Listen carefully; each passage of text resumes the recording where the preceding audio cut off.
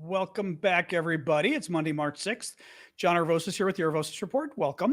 We are here to talk about the latest news from Ukraine. Yes, John and Sasha. My dog is, yes, as always, sleeping underneath. Let me get TikTok going here on my iPad. And basically, remember, we take the first 2 minutes or so and hang out and wait for folks to join us because they get the notification on YouTube, etc. and on TikTok, and it can take a second. Oops, let me turn my TikTok video around. There we go. Boom. All right. Anyway, hey's everybody. Here's Johnny. Exactly. Another gorgeous day in DC. Lovely, lovely. Ooh, trying a neighbor's rowing machine, so my back is like okay, but a little tight. Anyway, Anyway, hey everybody. So introduce yourselves if you would. Say where you're from while we're waiting for a minute here. Hey, Wallrock in Sweden. Hello. Got a lot of news today. A lot of good news, actually. I think this is a very good news day. So, hey, Otanbat. Good to see you. Copies. Yep, Ireland. Balcony.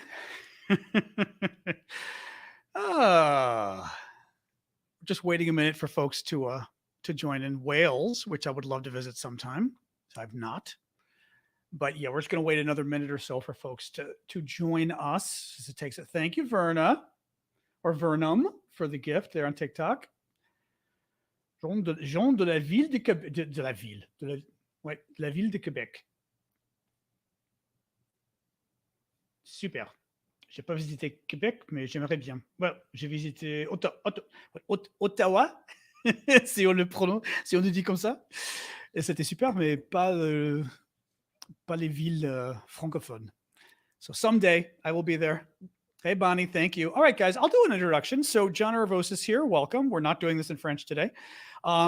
This is the Aravosis Report. Thank you, Benji.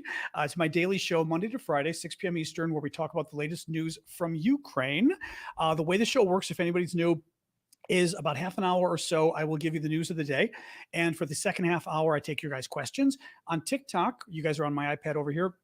Best way for you to submit questions is via the Q&A link that's in my profile. You also can submit your observations, your comments, your thoughts on where things are. Anything's fine. For the rest of you on my laptop here, YouTube, Twitch, etc., use the comment box at the bottom. I do very much appreciate your gifts, whether they're the gifts on TikTok or the super chat, super sticker questions or whatever, because I am doing this for free. I've been doing it since the war broke out. I've been doing this as my full-time job, and nobody's paying me except you. So I very much appreciate you guys. You've been very supportive. Thank you, nurse, for the headdress there. Let me dive right in. This is a good news day. I almost worry that I'm going to be too positive today because I feel like it's not bad karma. What do you call it? Like bad luck or something. The news is just really good for Ukraine in terms of what's happening in the next few months. Very interesting. And I'm, as usual, I'm getting this from a lot of different sources, Sky News, their experts, CNN, New York Times, Washington Post, you name it. It's really good. Institute for the Study of War. Let me just start in. So the one bit of bad news today, so to speak, there's a very nasty, horrible video going around of what appears to be, but it's causing a big uproar internationally. I mean, this thing has gone everywhere in the last few hours. There is a video of what appears to be a Ukrainian soldier smoking a cigarette and saying the words Slava Ukraini, which is the Ukrainian expression, glory to Ukraine. It also, hard to explain because maybe in the US, you'd compare it to saying God bless America or something. I don't even know we don't have an expression. In England, in the UK, it might be like saying God save the king. There's, sort of an expression that defines your country. I don't think we have something like that in the US. For the Ukrainians, it's a big deal, this phrase. Well, this prisoner of war of the Russians, Ukrainian, smokes a cigarette, has a draft, and says, Slava Ukraini, and you then see him get gunned down, but I mean from multiple directions, getting just assassinated. Multiple people just machine gun basically shooting at this guy, and he's dead on the ground. It's a horrific video.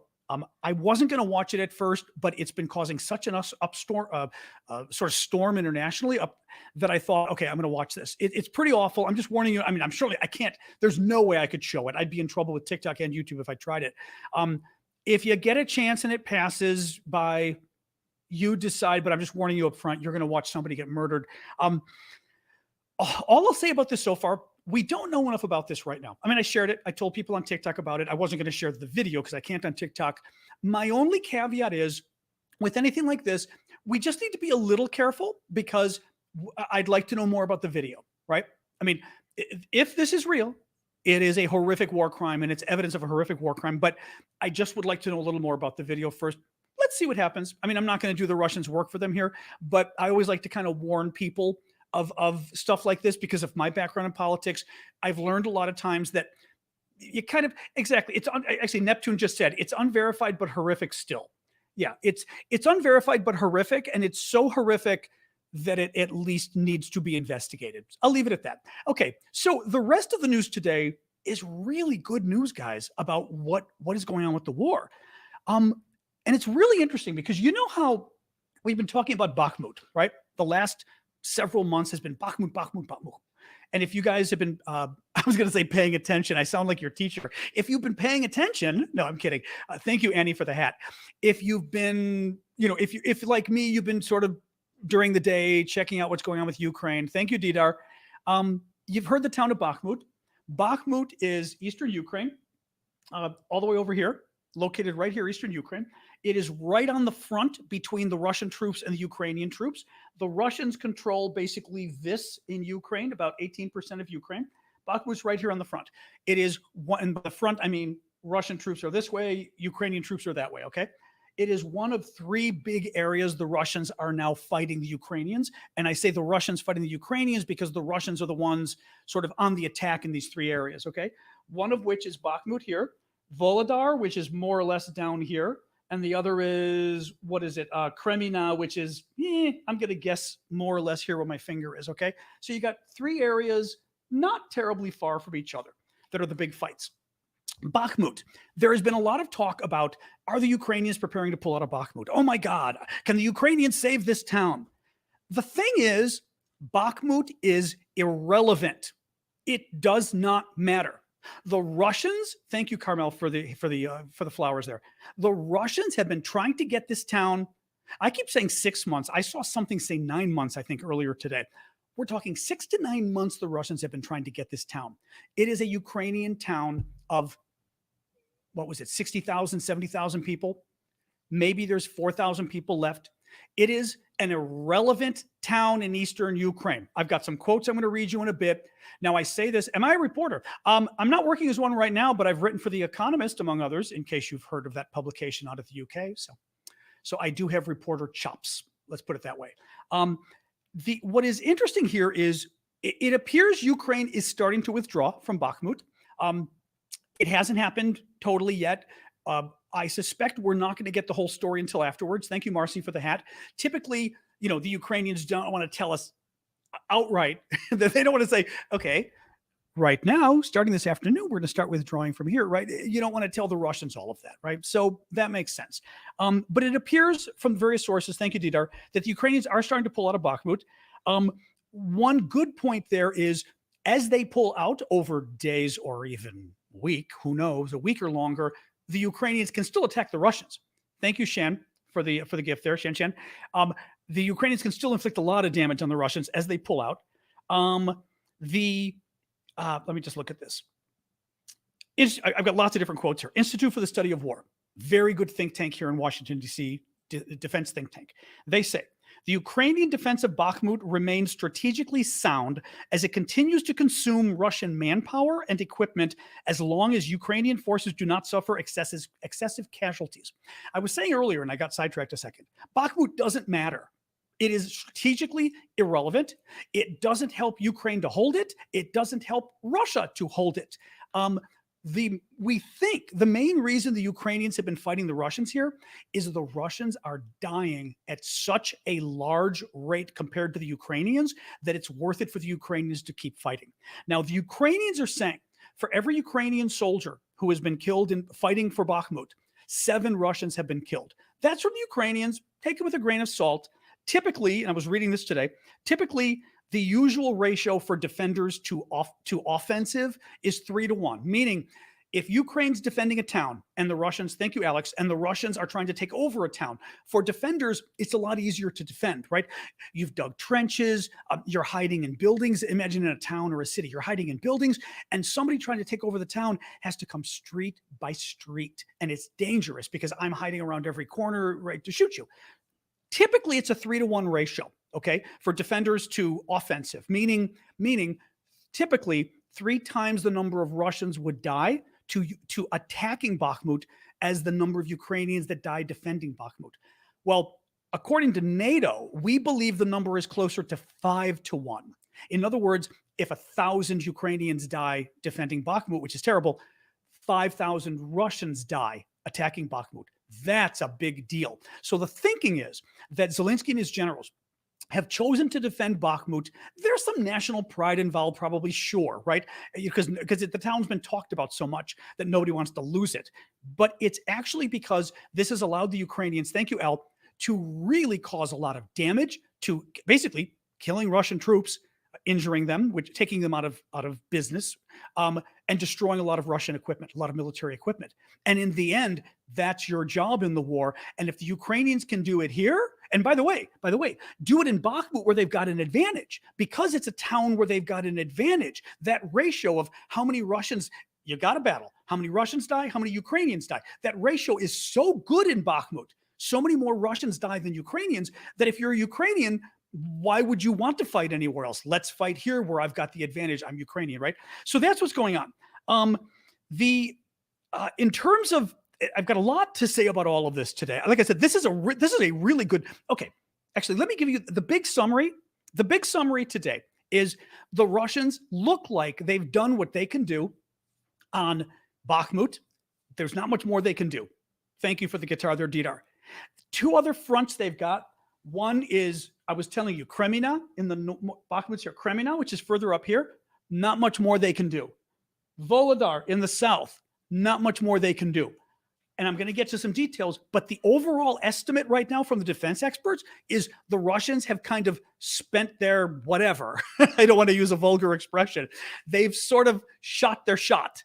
You know, I never actually saw whatchamacallit, Hamilton, so I'm not going to make a reference to that song, but they had a shot and they lost it because they have so lost the men they had. They had that big recruitment in September and October. And remember, they recruited, bingo, I was just going to say, Dark Chef is calling it culmination. It is called culmination in military terms, correct? Thank you, Combat Medic. I was trying not to use the military term too much because it can be confusing, but the idea of culmination, what's happening to the Russians right now is you go on the offense, okay?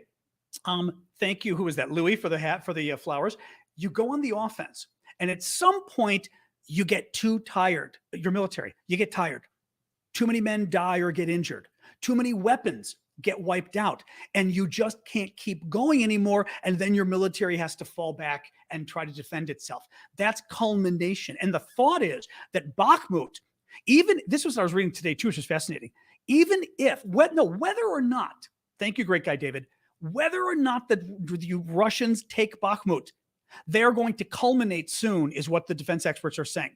Meaning, Russia could take Bakhmut, Russia could not take Bakhmut. Pretty soon, even if they do take it, Russia is going to be too tired, lost too many men, and too much equipment to do anything else. And the concern, not the concern, of course, on our side, but the concern on the Russian side is they've spent so many men and so much equipment that they won't be able to attack anywhere else. And I'm sort of summarizing a lot of what I've got in here that's really interesting. Let me look. Actually, I don't want to get too much out of order here for how I'm doing this, but let me see here. Actually, let me read you the quote from Institute for the Study of War on what I just told you. Okay, this is really big defense think tank here in DC. The Russian offensive to capture Bakhmut will likely culminate. Culminate means the Russians get just exhausted and they can't fight anymore and they've got to basically come back. Will likely culminate whether, thank you, Ward, for that, whether Russian forces capture the city or not. And the Russian military will likely struggle to maintain any subsequent offensive operations for some months. So the idea is after Bakhmut, it's over for a while. Eventually, the Russians might be able to build up, but they won't be able to, likely, there's always a chance, right? They will likely not be able to do any other big offensives for months. after Bakhmut. That means this was the Russian offensive, that big Russian counterattack we were waiting for. And then we started saying, okay, maybe this is the beginning of a small counterattack, what they were doing the last few weeks. It looks like this is the counterattack of what we've got now from the Russians, and it's not going well. Let me tell you really quick. I'll do my quick pitch because I've always got to do a pitch like public TV or public radio. I am funded by you guys, so let me do a quick pitch, and then we're going to continue because this is amazing what's going on. I mean, this news today, the Russians are in bad shape for the next several months. Thank you, Sig Sauer. I have a Discord. One of the ways I sort of organize my community with you guys, raise money, but also it's a way for us to get together after hours, so to speak, is my Discord. It's discord.aravosis.com. Thank you, Alex, for that. You can find my Discord link and all my links via my URL, the link that's in my profile on TikTok, aravosis.com for you guys. And one of the neat things we do in the Discord, in addition to just talk about issues, I've got auctions, and the auctions have a lot of really tons of, I don't think I've got it. Oh, I do have one thing here. A lot of cool stuff in the auctions. Thank you, Noel and Andrew. They're basically things we get from Ukraine. They're cool. We auction them off. 50% of the profits I take to pay for my work because I do this for free and I'm doing it full time and I'm not rich. Thank you, Alan. So basically you pay my bills. So thank you for that. And the other half of the auctions we're channeling back into aid to Ukraine. It's been mostly humanitarian so far, but we've actually been channeling more into military. So we've actually helped buy several drones for the military and other things with our auction money. Now, in the auction right now, we've got a number of things. One, we've got a children's drawing, a Ukrainian grade school child who, a number of kids, we actually have these, but had drawn, they drew pictures for the troops, and their teachers gave us the pictures. And the one picture is the one that we used to make this t-shirt, which we are selling in my store, but it's the one for this t-shirt, says Slava Ukraini on it. The original drawing of that is up for auction. We've got the Zelensky sweatshirt, which is, I don't have it handy here, but it's the sweatshirt that Zelensky wears everywhere that has the Ukrainian symbol on it. We've got that for sale, and we found the place that makes them. So we bought the actual sweatshirt. I mean, it's not the one Zelensky wore, of course. It's the same one he bought. We bought the same one is what I mean. We've got my other thing, the Azovstal bracelet. Very cool. This is a long story. I don't want to go through all of it right now, but they're bracelets the Ukrainian military made with steel from the Azovstal steel plant where those 2,000 Ukrainian troops fought off the 14,000 Russians. And they made bracelets, and there's the Ukrainian trident stamped in the middle. You can see there. These are very cool. They don't make these anymore. We bought a number of these. And finally, I found an old piece of the Berlin Wall that I had broken off on December 3rd, the early morning of December 3rd, 1989, which any of you history buffs will know that was about 2.5, 3 weeks after the wall opened up, the Berlin Wall. And the wall was still there. The East German troops were still there with their machine guns. It was kind of a heady time. I was there on a trip with I was working for a U.S. senator. We were there in an arms control delegation, and I chipped a lot of it off. Anyway, found one of my old pieces, and I'm auctioning that off as well. So anyway, it's at my Discord, discord.aravosis.com. All of my links you guys can find in my profile on TikTok. Look at that URL, click it, link of links. Thanks, you guys, aravosis.com. Okay, we were talking about Bakhmut. Let's go back to this. So I was telling you that Bakhmut is the big battle in the east that's going on. And so far, not so far, the Russians have kind of shot their bullet, and they're now getting to the point, in military terms, it's called culminating, where basically you can't fight anymore. You kind of fall back. In other words, you're on the offensive. You get so tired. You've lost so many men. You've lost so much equipment that you start to fall back. This is from Institute for the Study of War. ISW, I've quoted before. They're a really wonderful think tank here in Washington, D.C. on defense matters. Listen to this. This is about the Russian effort to take Bakhmut, this town in the east. This is their assessment of how wise it was.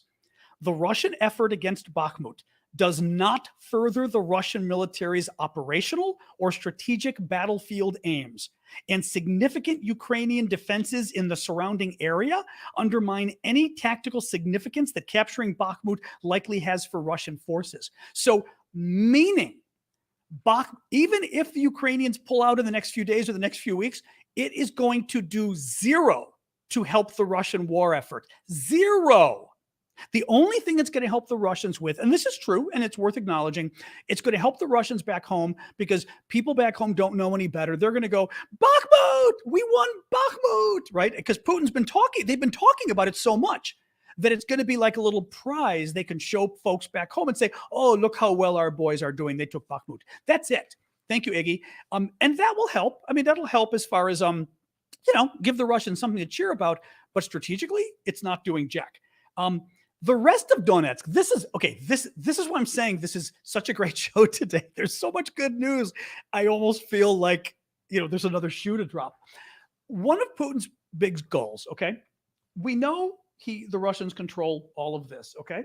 Now, we know that the Russians eventually would love to get all of Ukraine. Fair enough, okay? But for right now, Putin's big goal and what he's ordered his troops to do is capture eastern Ukraine. And they wanted to capture it all by March, which is right now, okay? This is why the Russians are throwing all these troops at Bakhmut and everything else. They're trying to capture all of eastern Ukraine. You might recall eastern Ukraine is called the Donbass, and it's actually the name for two regions or two states in eastern Ukraine, Luhansk and Donetsk, okay? So Luhansk is more or less here.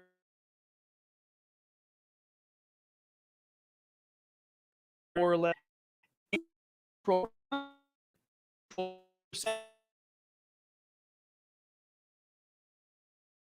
It'll come back, hopefully. There we go. YouTube's back. Hello, YouTube.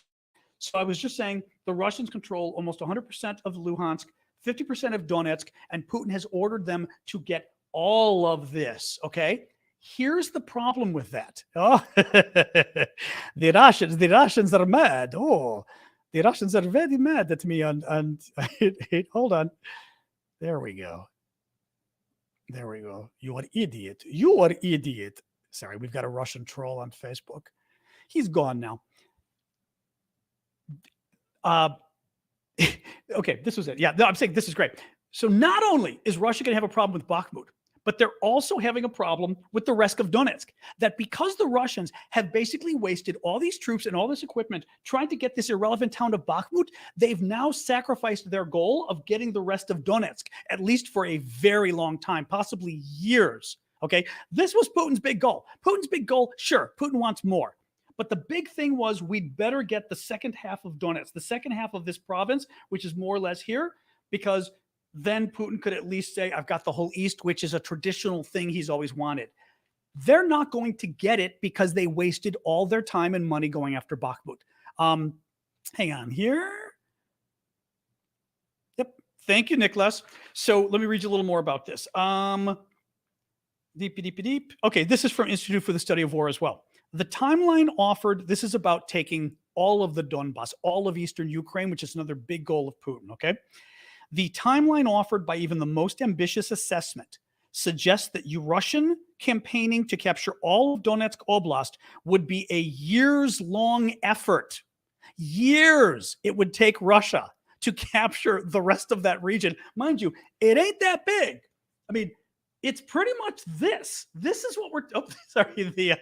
Thank you, Panya, for the claw on TikTok. It's like this region, because it's so well defended.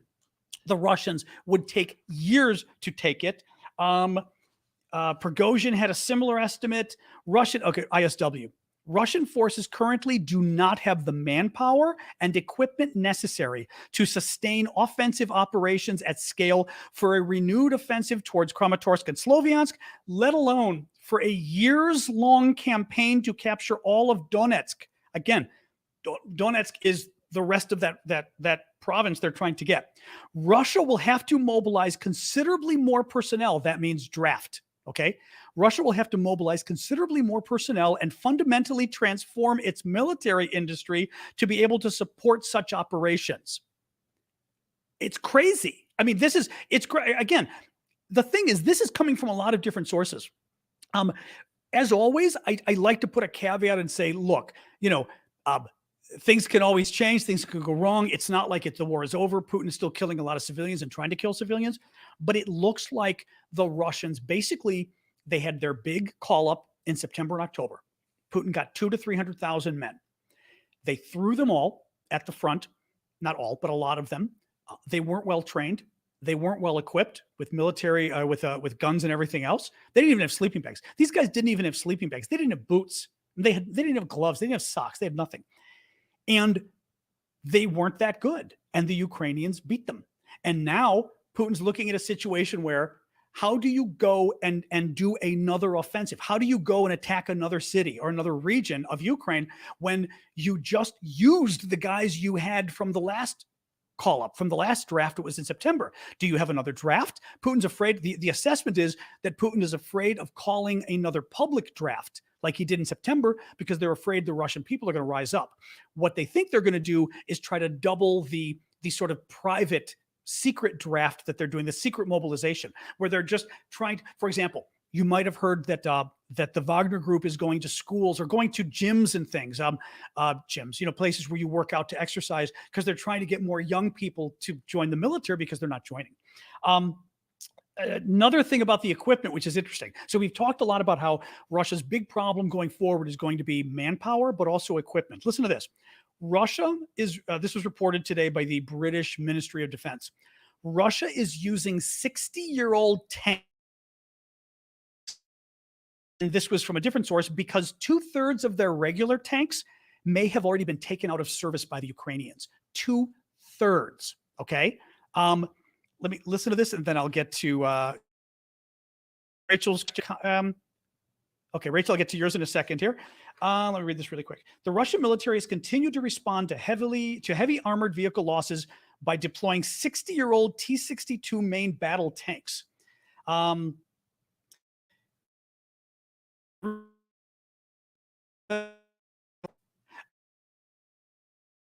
That bottom line, they say it's going to be a problem for the Russians because they've had to use 60-year-old tanks basically because they don't have any more vehicles. Rachel is saying, per Ukrainian government Twitter, Ukraine has identified 3 Russian war criminals involved in the March 5th and 6th, 2022 shooting of an evacuation convoy in Irpin. Oh, that's interesting. That's back at the beginning of the war. March 5th of 2022 means like the second week of the war or the end of the second week. Oh, that's good news. Little bit more here. Okay, what comes next? I don't want to go too long here, but this is important too. What comes next is Ukraine's offensive. So it looks like Ukraine is possibly doing what we've all been recommending, which is good. Okay. Yeah, there's not much I can do on the actually, you know what I can do on the YouTube side? I can refresh my page and maybe it'll help the connection. Today, TikTok is being good, but the YouTube thing is being bad. I'm going to refresh. Sorry, guys. 1 second, you all. We're having a.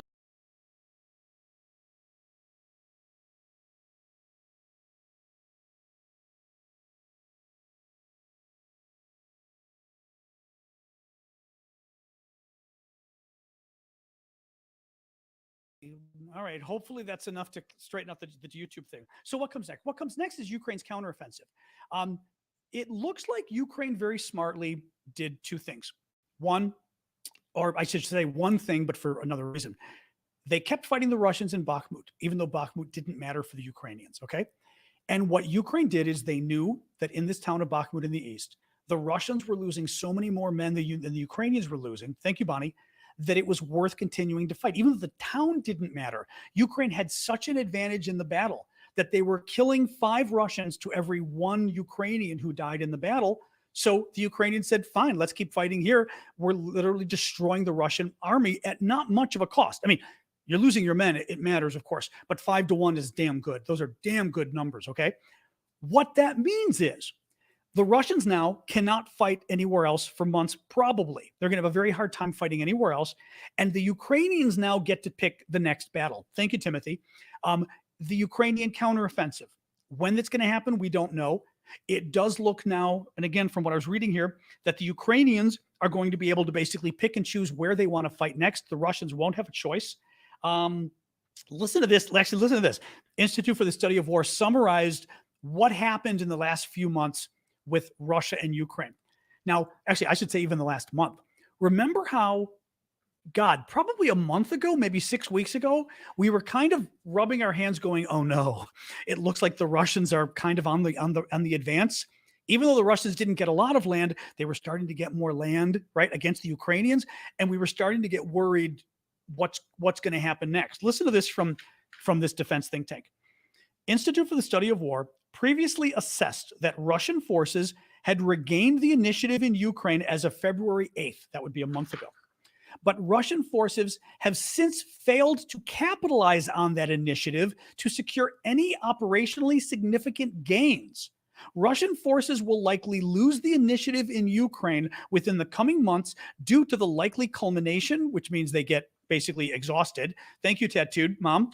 For wave, we do the wave. They will lose the initiative in Ukraine within the coming months due to the likely culmination of their three main offensive efforts. So what this means, one, Ukraine can pick and choose where it wants to fight next, and Ukraine hopefully will be, they didn't use all their best troops to defend Bakhmut, right? The Russians have wasted themselves. Ukraine is getting more NATO weapons. The longer this drags out in Bakhmut and Ukraine gets to hold off on its counteroffensive, the more NATO weapons can pour into Ukraine. Maybe Ukraine can even get some of those NATO tanks. Maybe Ukraine is getting some of those Bradley fighting vehicles. We know tanks, right? The joint tanks have arrived. So the longer this goes on, the better prepared the Ukrainians are for their counteroffensive. Russia will be hobbled because of their manpower losses and their equipment losses.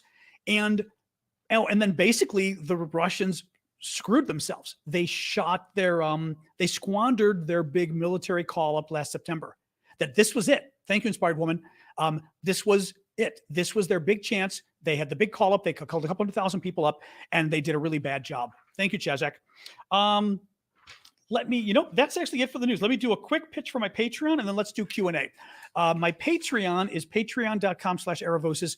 Really quick, Patreon is a really cool way to support creators by basically giving them a set contribution every month. And from a creator's perspective, it's nice because you know how much money's coming in, right? I mention this just because folks don't know, but I do this for free. I do it full time. I decided to basically thank you, Panya, to take my foreign policy experience, my journalism experience. I'm a lawyer as well. I worked in Washington for 30 years in politics, 34 years in politics, and to take my experience to try to help Ukraine. Thank you, Big Gator Girl.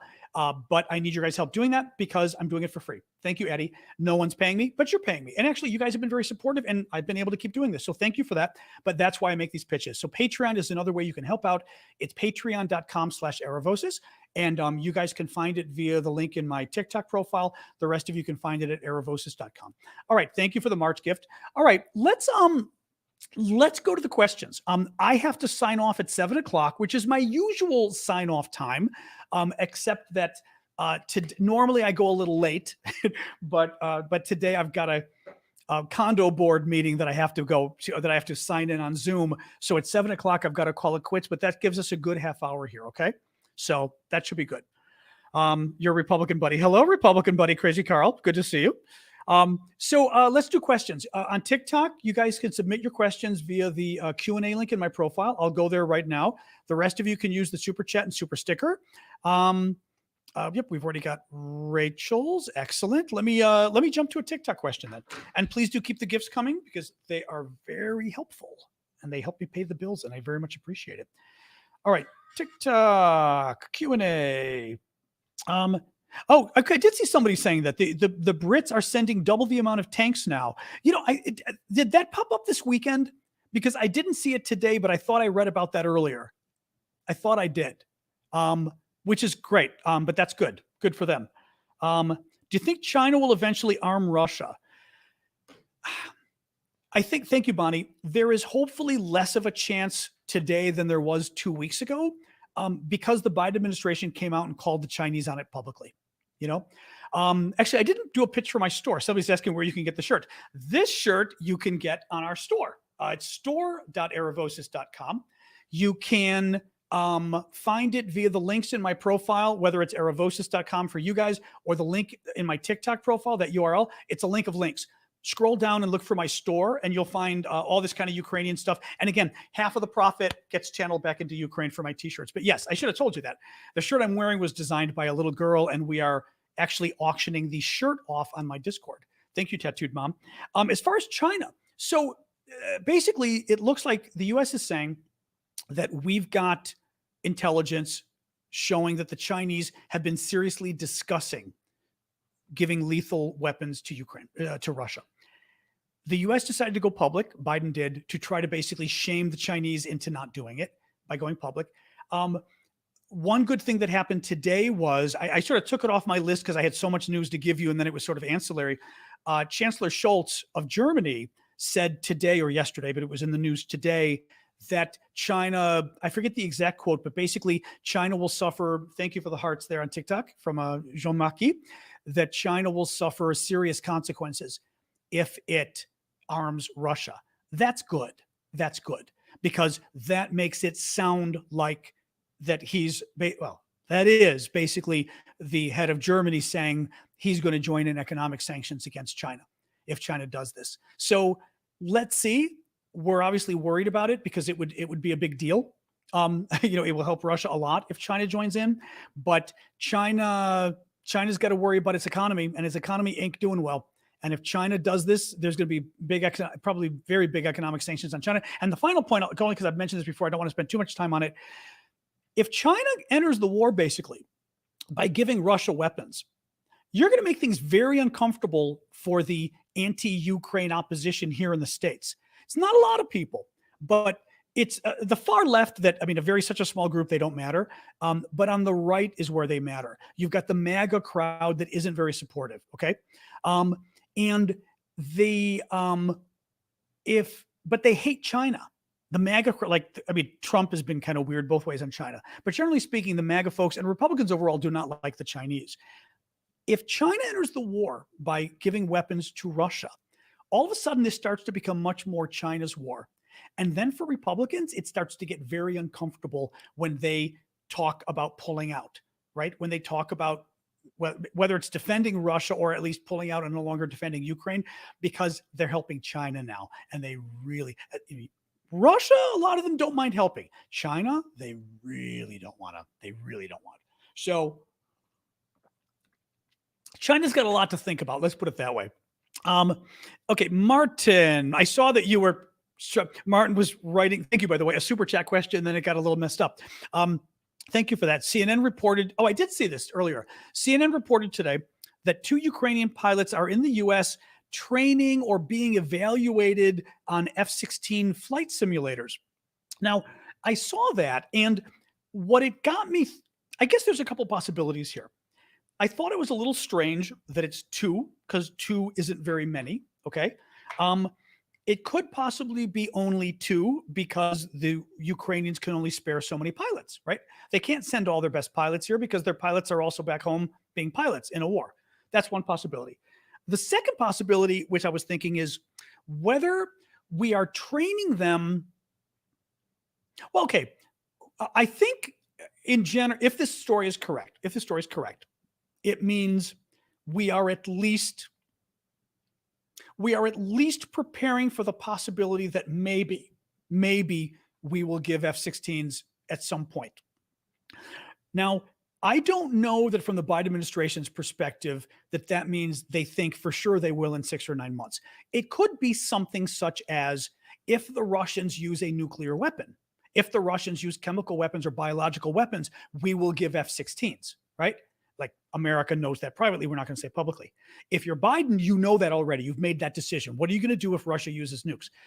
Well, my guess would be it would be really stupid of the Biden administration to be planning all these possibilities and then to have Russia, for example, use nukes, even though it's a small possibility. Russia use nukes and we go, okay, that's it. We're giving Ukraine F-16s.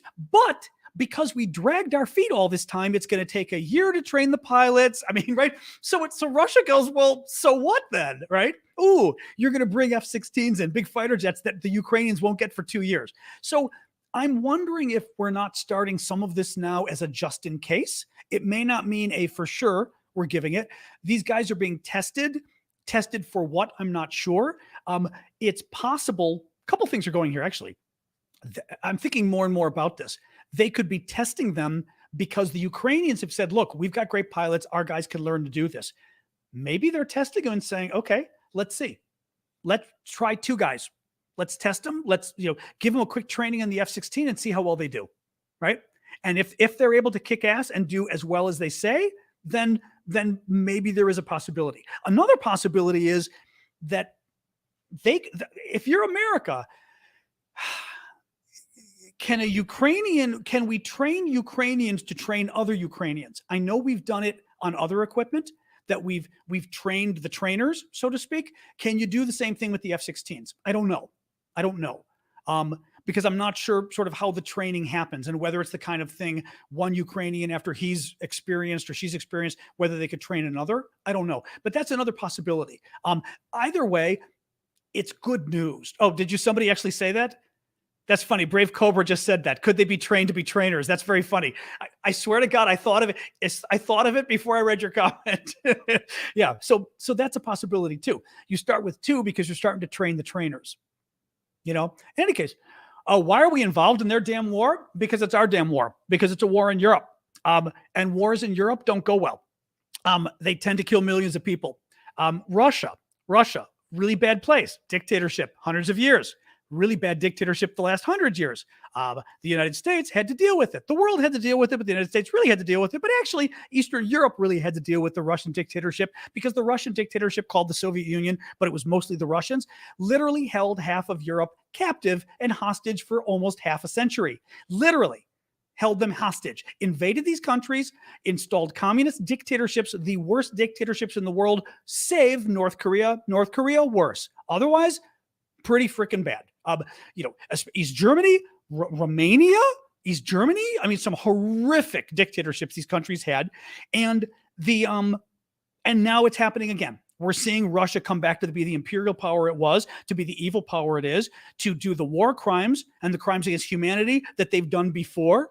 And if you don't want to be fighting Russia in 5 or 10 years, you fight them now. And even better, especially if you're somebody coming from your political perspective, would you rather have the Ukrainians fight Russia, or would you rather fight Russia? I mean, the U.S. is getting such a deal out of this, it's not even funny. And I hate to even say it this way because it almost sounds cheap or something. But the Ukrainians are doing our work for us.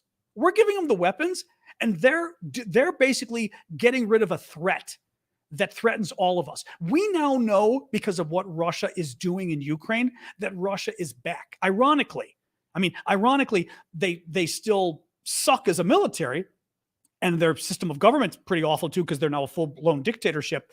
But they're back in the sense of their pride, their hubris, their ambition. They want to be the big power in Europe again. And the last time they were the big power, we had to fight them for a good 40 years. We had to worry about war people. So that's why we're helping Ukraine. Put aside the whole issue of, the morally right thing to do, because I actually tend to be more Machiavellian anyway. I tend to be much more Machiavellian, as far as meaning, I don't think we should just help anybody. You don't go as a nation. It's our job to defend our nation and our interests. And we shouldn't go around the world and necessarily help people because it's the right thing to do.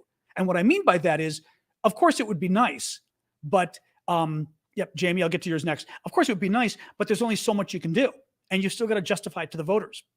And a country should always do what is in that country's best interest. But I think the moral argument of what's happening in Ukraine and the danger that a renewed Russian dictatorship can pose to the rest of Europe and the fact that and you know what? The very fact that Russia is a nuclear power is important here. Because you've got a nuclear power that is committing war crimes and crimes against humanity. That's a big deal. They are a threat. I mean, the problem is, and I've said this before, look, Biden's done a great job, but on this one point, he's done a bad job. Biden does not sell this war to people. The Democrats are not selling this war to people. I mean, nobody is. The Republicans who support the war are not selling this war to people. Nobody is. They're not telling people why it matters. I mean, I always say this. Think of Donald Trump, right? When Donald Trump, forget if you like Trump or don't like Trump. What were Donald Trump's 2 big issues when he ran for president? Tell me the 2 big issues Trump, but I mean, I don't mean that he didn't like Hillary. I mean, what were the 2 big proposals Trump had? Like two of the biggest ones when he was running for president the first time, 2016. I'm going to wait a second till you guys weigh in, because you're going to get one of them for sure. And the second one you may get as well. Oh, I see Lilia. All right. The wall, exactly. And what was the other one? The big proposal he had. He was going to build a wall, and what else was he going to do? His other big proposal. At the very beginning, it was the wall, and he was going to ban the Muslims, remember? He was going to ban Muslims from coming to the U.S. At the beginning. He did other things later. And those were the Muslim ban and the wall is the wall. What's the Ukraine? What's the big reason we're defending Ukraine? What's the big talking point from the Biden administration? Right? I don't know what it is. They need to do, Biden's doing a good job. Jamie, answer my question. What's Biden's number one and number two talking points for why the war matters in Ukraine? That's what I'm talking about. Not whether Biden's done a good job providing weapons and getting the international community organized. That's fine. I am talking about putting out a message that you sell to people, and you sell it every day. Donald Trump still talking about that freaking wall. Donald Trump, I will say this, the man knows how to market. You market. Republicans are very good at this. They pick a topic and they hit it and they hit it and they hit it and they hit it and they hit it. You keep hitting the topic over and over again. Messaging matters, exactly. Democrats don't, and Biden's not doing it. And I'm going to fault him for that. And anybody who doesn't get it, actually messaging matters everywhere, not just in politics. It matters in business. It matters in your life in general. You can't just expect people are going to agree with you because your ideas are good. Unfortunately, you've got to sell your ideas. That's just the way it works. Actually, Obama, I loved Obama. Obama had this problem too.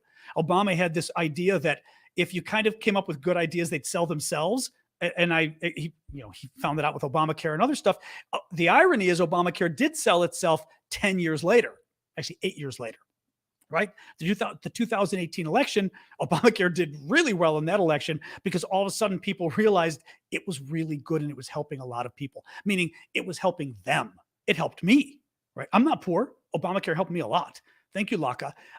But it took 8 years. Anyway. All right. Jamie J. Today I saw something about Trump having eyes set back on the White House. He does. Yeah, he's running again. Does that scare you? And how do you think this will affect the war? It scares me. Yeah. As far as the war, and thank you, Nicholas. As far as the war, I'm just going and grabbing the super chat questions here. Make sure I didn't miss any. Lilia. I'll get to all of you guys in a second. A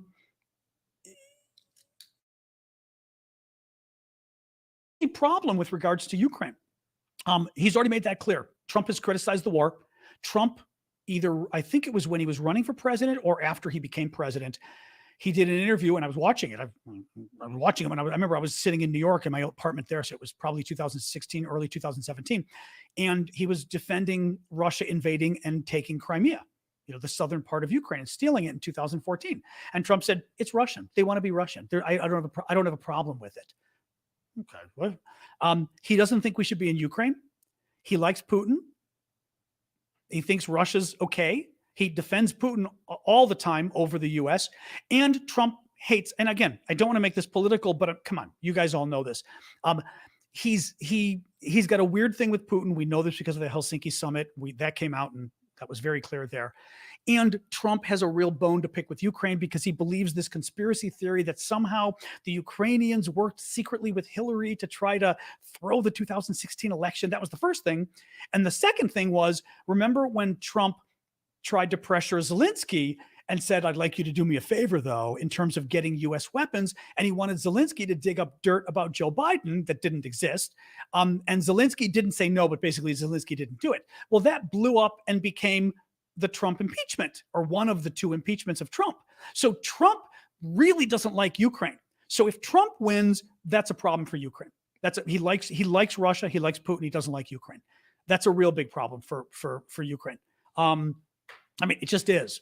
But DeSantis himself DeSantis was being better before, one of the other top Republicans. He's gotten worse now. He's starting to make more comments about, why are we doing things in Ukraine when we should be, focusing on our own border with Mexico and this kind of stuff. And it's like, I actually think we do have a border crisis with Mexico. It's not a popular thing to mention on the left, but it's true.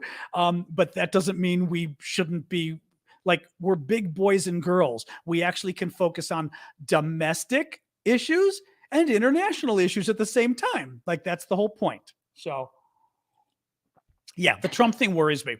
Um, Lilia, Lilia is saying Russian society is collapsing. In Vladimir City, they took the city's best neurologist and PhD into the army. Oh, that's interesting. He came back a few days ago in a body bag.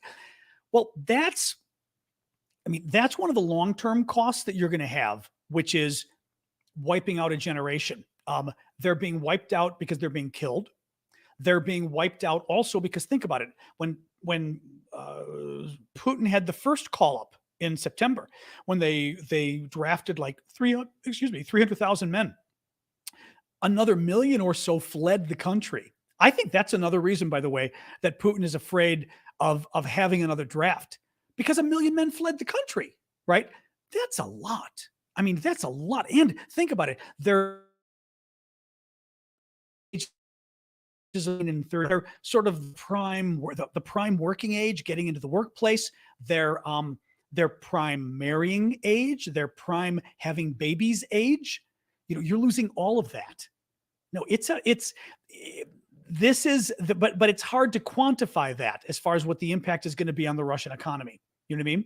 Because what you're describing, you're right, is something that it's a gradual thing. Getting rid of some of the top doctors in a town, right? Getting rid of some of the top educated people. That's going to filter into education. It's brain drain. Exactly. Moinon is saying brain drain. It's brain drain, but it's also brain drain is typically when a country, basically a lot of your people leave and go to another country. So for example, a lot of people from developing countries were coming to the US. The US has restrictions on that to a degree because we don't want to literally make development even worse in parts of the world by having everybody come here, right? But you're also having brain drain in the sense that a lot of these Russians are they're dying too. It's like a different kind of brain drain in that it's just they're dying. I mean, they're getting killed in the war, and then you're losing that asset forever. Thank you, Carmel, for that. Nicholas, for how long do you think Russia can keep up the war in Ukraine? Years. At the current pace, don't know. If we in the West continue to sanction Russia whilst I love that word, whilst an ongoing brain drain is occurring as well. Oh, that's funny, brain drain. Right, Nicholas got it in before we were talking about it. I mean,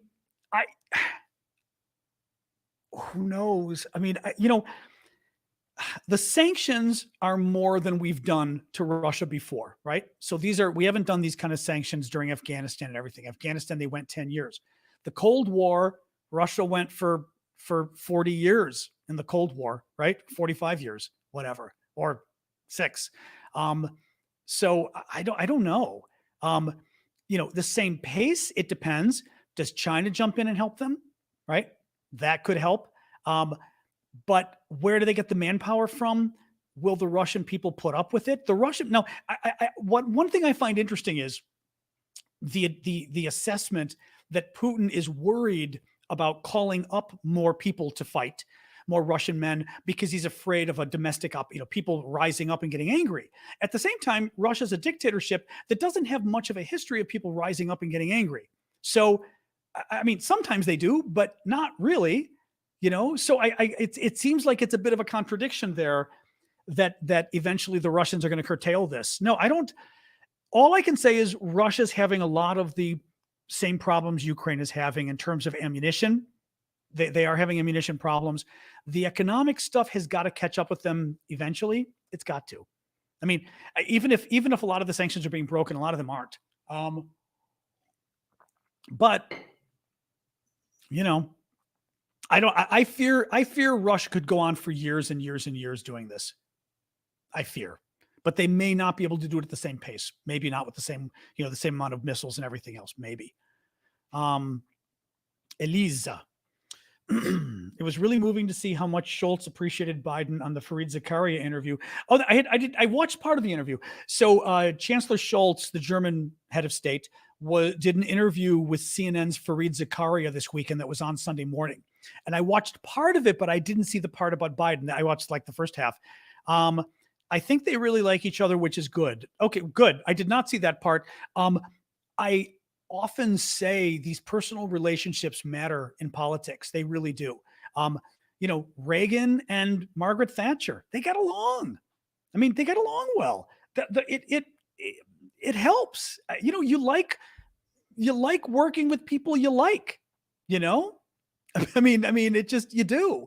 Maybe it shouldn't be that way to a degree, like right, like we shouldn't help, or the Germans shouldn't do more for Ukraine just because Biden and Schultz get along. But I guess let me put it this way: if Biden and Schultz get along and they've got a good rapport, let's hope that means they also trust each other. Okay, and if they trust each other, then it means Schultz is going to believe the things Biden tells him, and vice versa.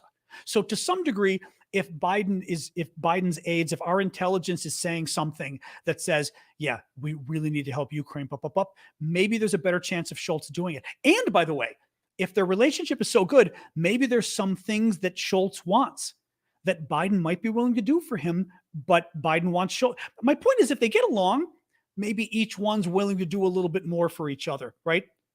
Right. Whereas if they don't get along, it's just hard to broker deals on anything because you don't like each other.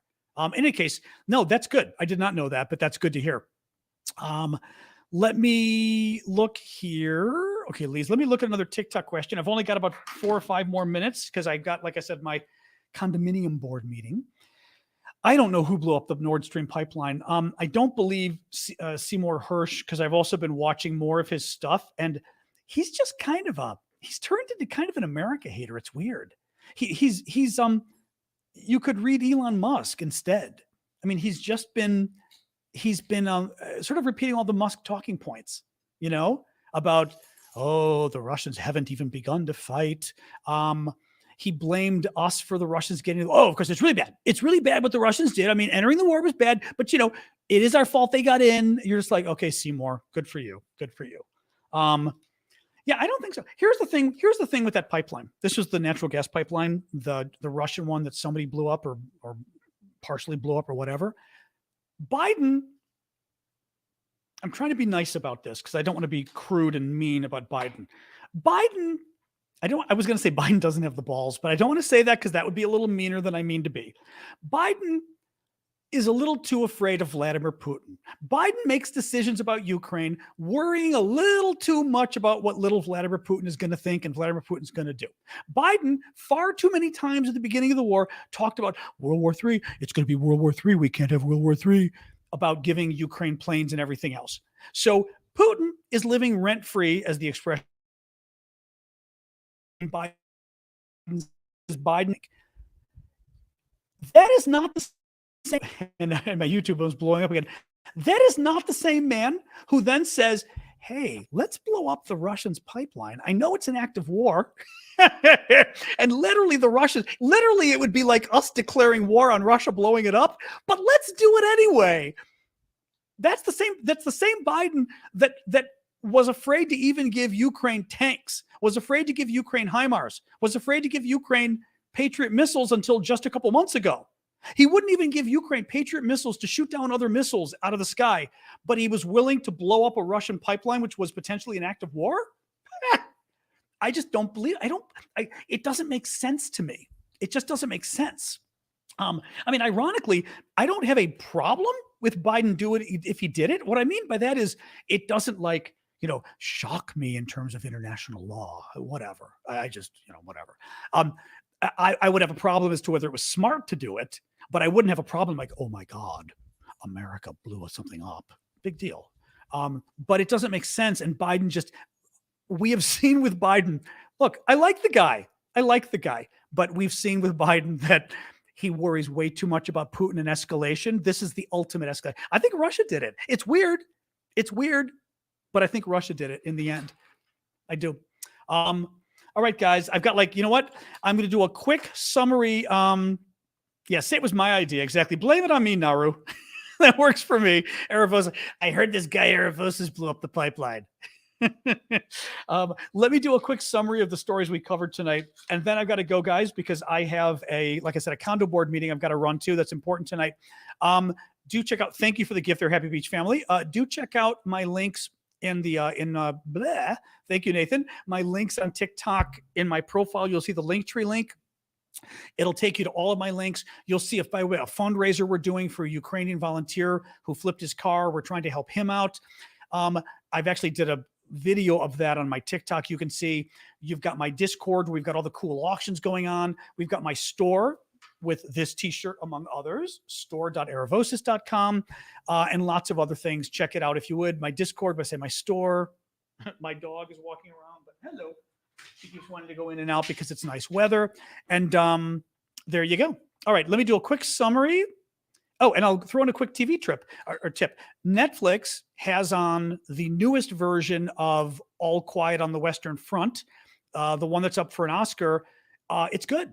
It's very heavy. I mean, I had never seen it. It's very heavy, but it's very good.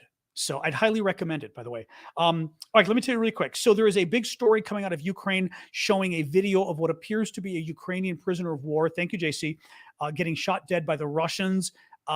Still need it verified, but it's causing a big story internationally. Bakhmut, it appears the Ukrainians are starting to withdraw to a degree. In this town of the east, I will just do the quick summary. What I was talking a lot about today, mostly today, is that it looks like the Russians sort of shot their bullet. They had their chance. They started to have the advantage, the initiative in February, and they blew it. They have been going after 1 second, dog. I know. My dog wants more water. She's demanding.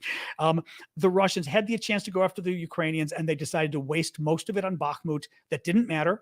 And they've wasted so many troops. They've lost so much men, so much equipment, that now the Russians are in a position where basically, in the military terms, they're culminating in the whole East, and it's not clear what the Russians are going to do next because they don't have the men or the equipment to do it. So the Russians it looks like this is sort of the overall summary. It looks like this was the Russian counteroffensive. This wasn't just a Russian, this wasn't just a Russian counteroffensive. This was the Russian counteroffensive of the spring, and it didn't go anywhere.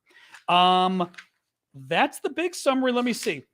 And we're waiting for the Ukrainian counteroffensive next, which, still might be not for a few months because hopefully the Ukrainians are waiting to get some of the equipment they need from us. All right, guys, I'm going to go. I've got to join another Zoom call. Thank you all. Thank you, moderators. I did notice a lot of trolls today, so thank you for getting them. They were particularly annoyed.